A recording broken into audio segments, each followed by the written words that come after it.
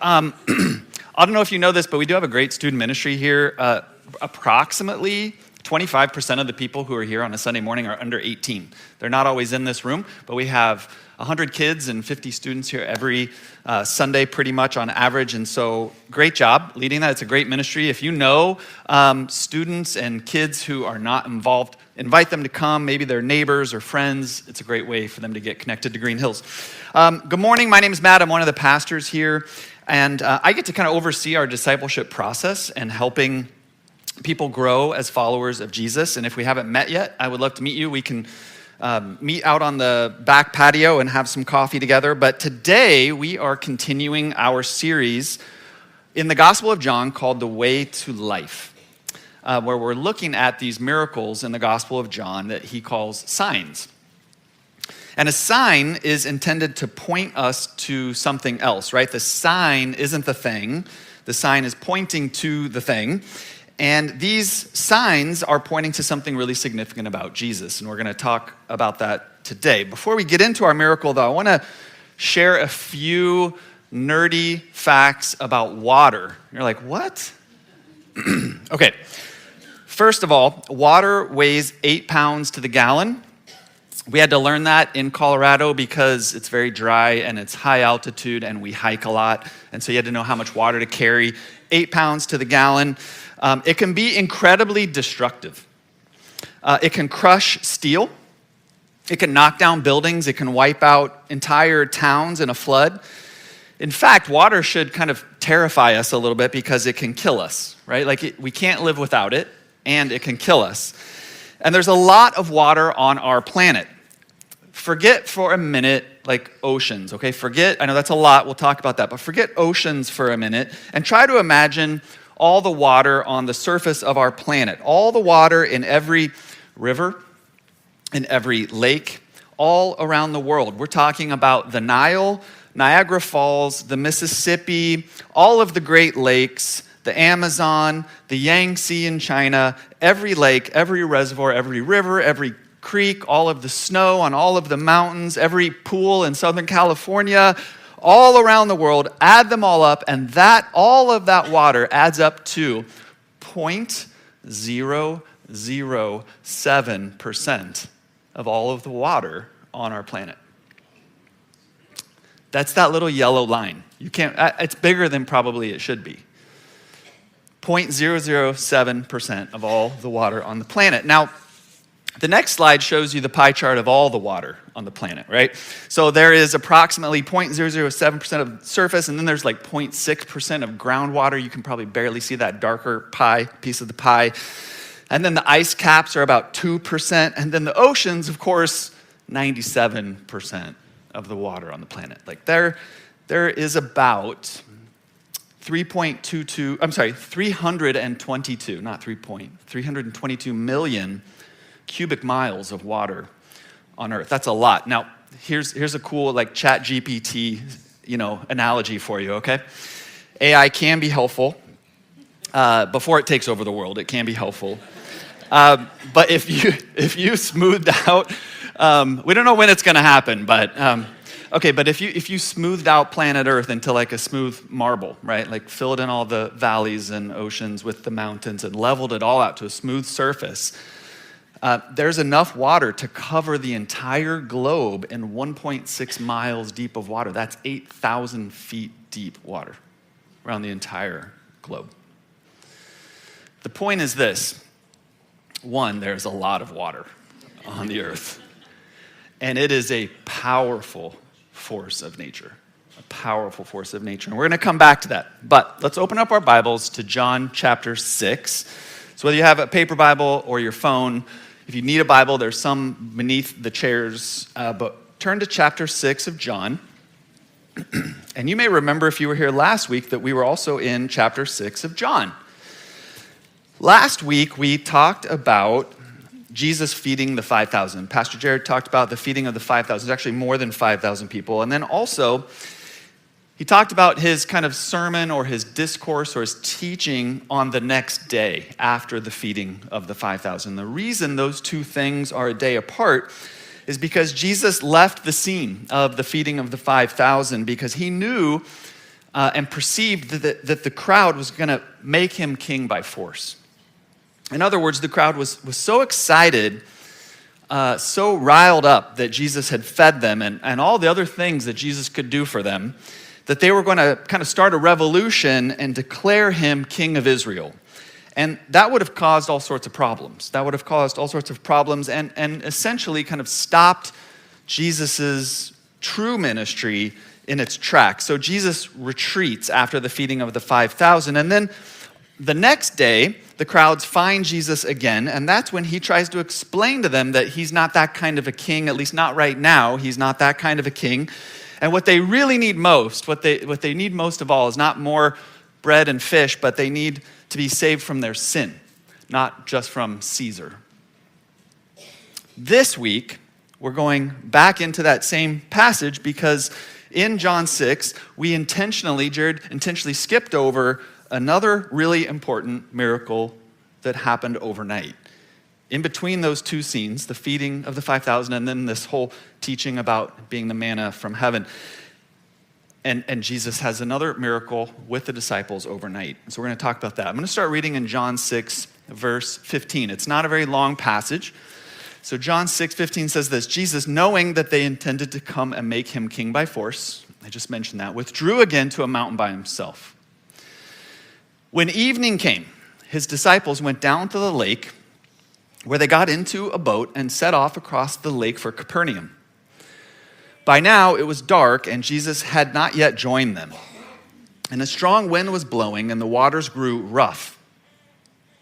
And when they had rowed about 3 or 4 miles, they saw Jesus approaching the boat, walking on the water, and they were frightened. But he said to them, "It is I, don't be afraid." And then they were willing to take him into the boat, and immediately the boat reached the shore where they were heading. So we're going to stop there, because then Jared picked up from there last Sunday. So let's kind of color this in a little bit, fill this in a little bit. Jesus has dismissed the crowds, and he's sent the disciples on ahead across to Capernaum, and he sits alone, and he as he probably typically does, is praying. And after several hours have passed, the disciples in the boat have made it part way across the sea because there's a storm. So the Sea of Galilee is actually about 600 feet below sea level, and sometimes in the evening or at night, cold air drops down in and causes storms. So there's a storm that's slowing them down and really kind of pushing them off course. I've got a little map for you. The Sea of Galilee is about 8 miles across at its widest point, and it's about 12 miles long, north to south. And so if you can see from that little arrow, if the disciples are going from the northeast corner to the northwest corner, they've probably got a 5 or 6 mile journey. And John tells us that it went about 3 or 4 miles. So these guys are kind of somewhere in the middle, and they've been pushed out kind of into the middle of the sea a bit. Now, I am from Colorado. I don't spend a lot of time on boats, okay? We don't have a lot of water in Colorado unless it's frozen and we ski on it, but that's about it. So I'm not like an experienced boat person, but I would guess in good conditions, rowing or sailing about 5 or 6 miles on that journey would take an hour or 2.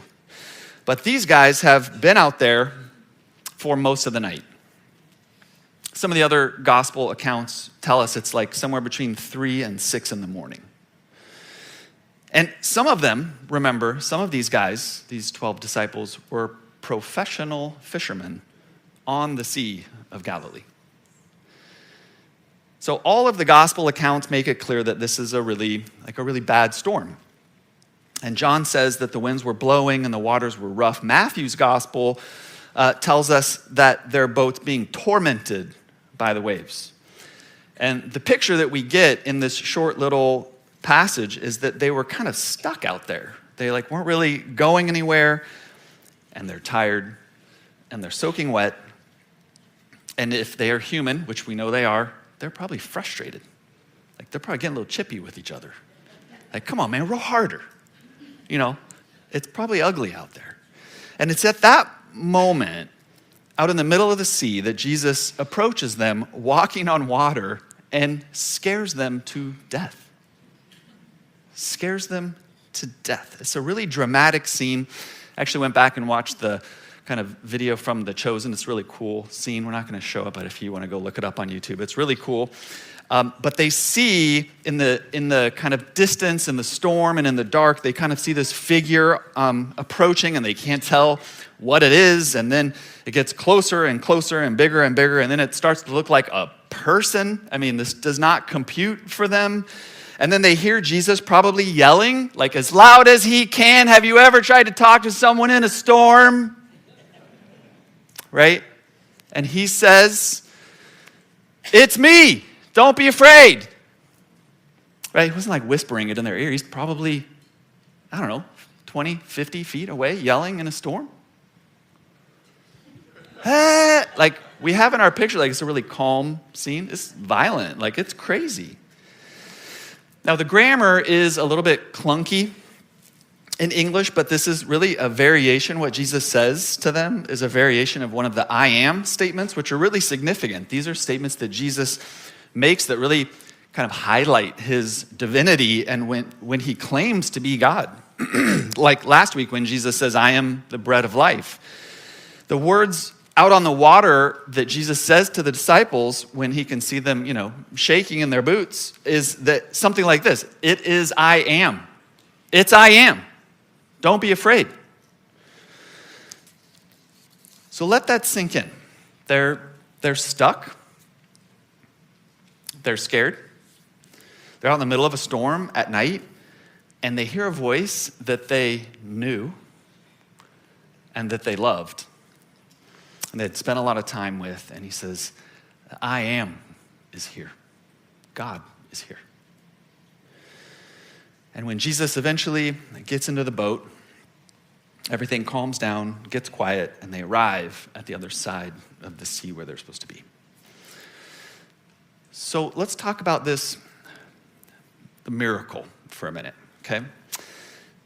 If you're familiar with the principle or the property of surface tension is what keeps drops of water together or lets kids blow bubbles with soapy water, or it's what keeps like that little dome of water on an overfull cup, right? And there are mathematical equations to calculate that, like to calculate molecular bonds and surface tension that measure how much force or weight a particular surface can hold. But I'm not aware of any equation with the surface of water on the Sea of Galilee in the middle of a storm that has the strength to hold a full-grown man to walk on top of it. I mean, you could say, the math isn't mathing on that. At least that's what the kids would say. I don't know if anyone over 20 knows what that. The math isn't mathing. It's not natural, right? Like it's supernatural. It's a miracle. It's miraculous. Now, I want to just say this as we're talking about miracles, and this is kind of like an odd miracle, walking on water. If you've ever been left kind of scratching your head a little bit about some of these miracles in the Bible, maybe you even find a scene like this a little bit kind of hard to grab onto. This quote from C.S. Lewis might be a really good reminder. It says, can you put up the next slide? "The mind which asks for a non-miraculous Christianity is a mind in process of relapsing from Christianity into mere religion." If you're in one of our life groups, we're going to talk about that quote a little bit when you meet this next time. But we are people who believe in miracles. We believe in the miracle of creation. We believe in the miracles from the Old Testament. We believe in the miracle of the incarnation. We believe in the miracles of the New Testament. We believe in the miracle of Jesus' resurrection. We believe in all of the miracles in the book of Acts. In the early church, we even believe in miracles today, and we believe in the miracle of our own salvation. And we believe that Jesus walked on water out in the middle of the Sea of Galilee, not just for him, but to help the disciples and to give us a sign. So what is the message of this miracle? Do you remember the pie chart? Okay. all of the water on earth, and just hard to comprehend how much water there is. 322 million cubic miles of water. It weighs 8 pounds to the gallon. It can crush steel. It can wipe out buildings. It can wipe out entire towns. It can kill you, right? It almost killed the 12 disciples. The point is this: Jesus is more powerful than all of that water and is actually Lord over all of creation. All of creation. He's the one who actually created the Sea of Galilee. All of the water in it. Of course he can walk on top of it if he wants to, right? It's his ocean. It's his sea. Of course he can tell the waves to stop and the rain and the wind to stop. He's the I am. It's the big kind of theological truth that this miracle is pointing us to. But we also learn a couple of things from the disciples related to that truth. And I want to hop over to another gospel for a few minutes because John doesn't include something that you might remember from this scene, and that's that someone else got out of the boat. Someone else walked on water. Now, John doesn't include it, but turn over with me to Matthew 14. And we're going to talk about this part of the scene. In case you didn't know, the 4 gospels don't all write about the same events. A lot of times they overlap. John has a lot of very unique material. In this case, John overlaps with some of the other gospel writers, but they don't all include the same details. That's not to confuse us. They have kind of different emphases, and they want to emphasize different things, but this is a really significant part of this scene that I want to talk about, and we'll get back to it. So let's read, starting in verse 27. We'll kind of jump right into this part with Peter. So Matthew 14:27 says, "But Jesus immediately said to them, 'Take courage, it is I, don't be afraid.'" And then this is the part we get from Matthew. "Lord, if it's you," Peter replied, "tell me to come to you on the water." "Come," he said. Then Peter got out of the boat, walked on the water, and came toward Jesus. But then he saw the wind, and he was afraid, and beginning to sink, cried out, "Lord, save me." And immediately Jesus reached out his hand and caught him. "You of little faith," he said, "why did you doubt?" And when they climbed into the boat, the wind died down, and those who were in the boat worshiped him, saying, "Truly, you are the Son of God." So what in the world is Peter thinking? Notice it was Peter's idea to get out of the boat and to walk on the water. And Peter asks Jesus to invite him to walk on the water, and Jesus says, "Come on out, Peter. If you think it's such a great idea, come on out." And when you read Peter's words, or when you read kind of this part of the scene, it would be easy to assume maybe that Peter is trying to test Jesus a little bit. Like, "Hey, Lord, if it's you, if it's you." But sometimes if can mean different things, and we do this in English without even thinking about it, without boring you with a lot of grammar. This "if" from Peter is really more of a since, like, since it's you, tell me to come to you on the water. There's ways in the Greek to note that don't always work in English. So this is more of a sense, and that's important because Peter isn't testing Jesus here. Peter isn't testing Jesus. Peter's trusting Jesus. And I have no idea why Peter wants to walk on the water. It may be because he's amazed and he wants to tell his kids and grandkids about it someday. I mean, literally. How cool is that? Peter's kind of impulsive. So Peter steps out, and he starts off strong, and then he starts to sink. But before we criticize Peter, I want to remind you that there are 11 soaking wet guys still on the boat. Okay? So I want to say something about Peter's faith here because, and really our faith as Christians, I think it's really important that we understand this and get this right. there are people who might think that this is ultimately about Peter's faith. And I know you're thinking, well, yeah, it said that right there. But you might read this passage and you might think that it's Peter's faith that gave him the power to walk on water. There are people out there in even the Christian world who believe really that our faith has the power to do pretty much anything that we want.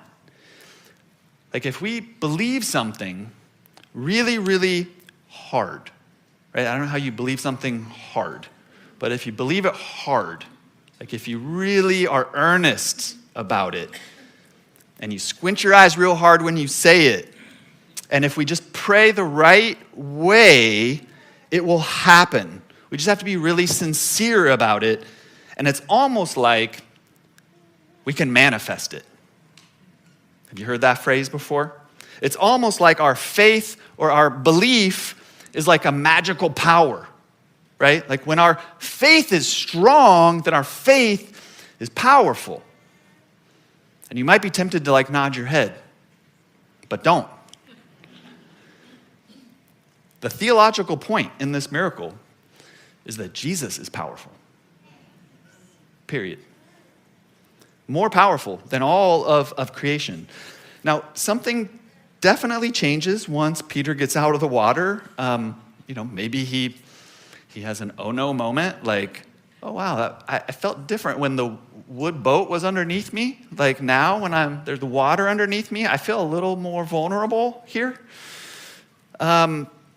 Maybe those waves, when he gets down in it, like they look a lot taller than they did when he was in the boat. He gets rattled in this storm, and these circumstances start to seem even more powerful than Jesus.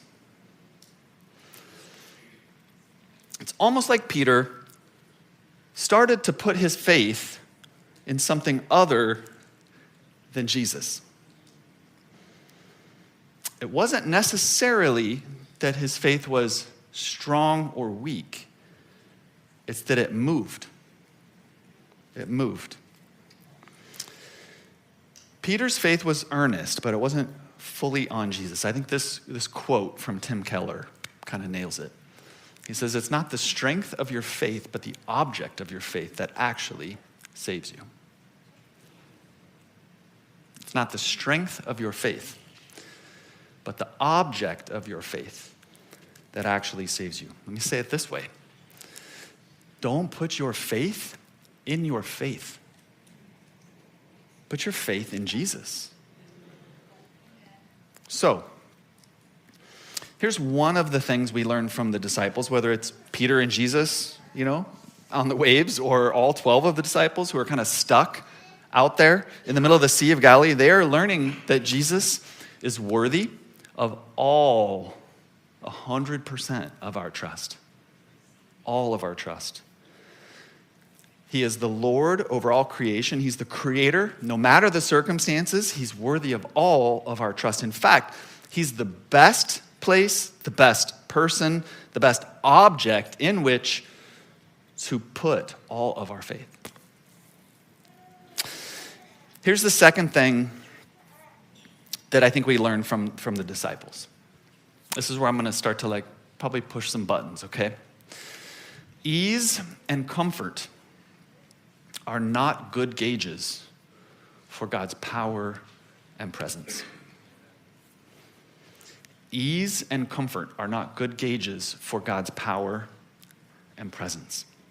If we could kind of zoom back a little bit, zoom back out for a minute, the disciples just learned, right, that Jesus was powerful, and Jesus is also present in what was very difficult circumstances. Nighttime, storm, wind, waves, struggle, stuck, terrified, sinking. It's not a good situation, right? And it turns out Jesus was still powerful and still present. I'm sure this was like a real workout for the disciples' faith. But Jesus again shows them that he's powerful, and Jesus again shows them that he's going to show up in the midst of tough circumstances. And I think the disciples learned a lot on the Sea of Galilee that night. Jesus is Lord over all creation, and Jesus is worthy of all of their trust. But they also learned that ease and comfort are not part of the gig as a disciple. And I bet they learned once again, and they're going to learn it again, that they can do hard things with Jesus. They can do hard things with Jesus. Think about that. Think about that. If we're all wanting today in 2026 at Green Hills, if we're all wanting to follow Jesus well, then this needs to be part of our kind of understanding of what it means to be a disciple and following Jesus. It needs to be part of our discipleship DNA. You and I can do hard things because Jesus is powerful and Jesus is present. Now, for some of us, right now might feel like a really hard season. Like you're out there getting pushed off course, and the waves are big, and you're wet and cold and frustrated. And my hope is that this encourages you.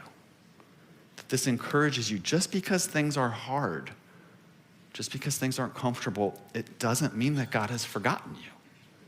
It doesn't mean that he's not with you. It doesn't mean that he's not still Lord over all of creation. And so sometimes we find ourselves in storms in the middle of the night. And this is such a great reminder that Jesus is still who he claims to be. He is still powerful. He's still the creator. And he's still present with you right now. And so my hope, my prayer is that this scene out on the Sea of Galilee is a reminder that Jesus is still worthy of all of your trust, all of it. And then there are others of us who maybe this truth is a little bit of a wake-up call, that you can do hard things as a disciple of Jesus. Maybe over time, it doesn't happen overnight, but maybe over time, you have kind of drifted into complacency, or what I would call comfort zone Christianity. Over time in the Christian life, we can kind of start to actually think and believe that easy and comfortable are actually good gauges of God's power and God's presence. Oh, that seems pretty hard. Like Jesus wouldn't possibly ask me to do something that hard, right? He wouldn't ask me to row across the sea at night in a storm. Jesus wouldn't ask me to use my vacation time to go on a missions trip, right?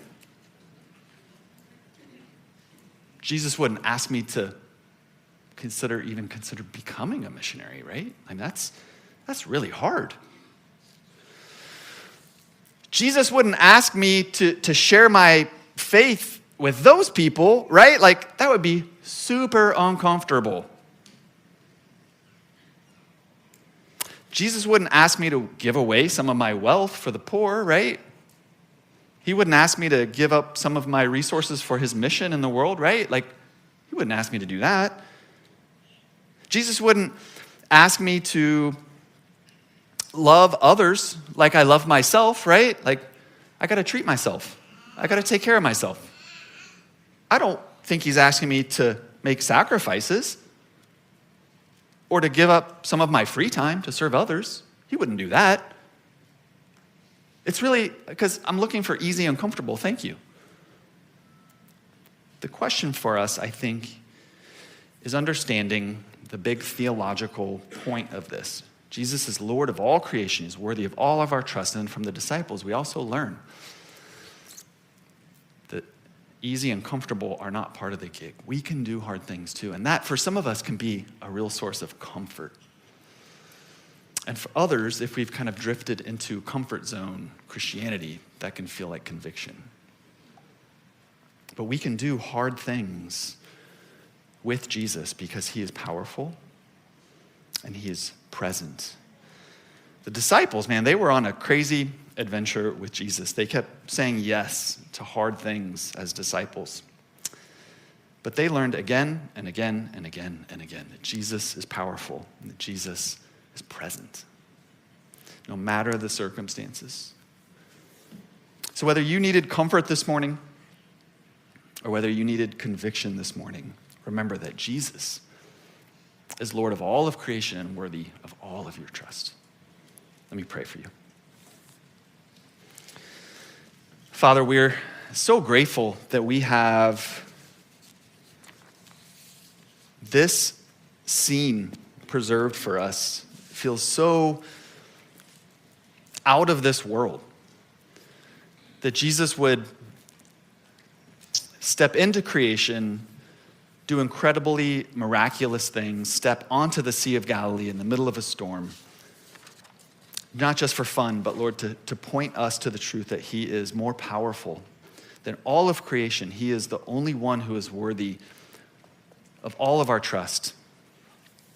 And Father, I pray that you would help each one of us as we process that. Would you strengthen us? Would you encourage us? Would you bring us comfort when it feels like life is really difficult?